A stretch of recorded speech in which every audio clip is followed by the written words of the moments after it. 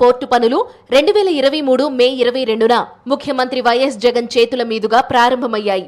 35.12 million టన్నుల వార్షిక సామర్థ్యంతో 2 జనరల్ కార్గోలకు, 1 బొగ్గుకు, మరొకటి మల్టీపర్పస్ కంటైనర్తో ఎగుమతి దిగుమతులకు వినియోగపడేలా మొత్తం 4 బెర్తులతో మచిలీపట్నం పోర్టు నిర్మాణం మొదలుపెట్టారు.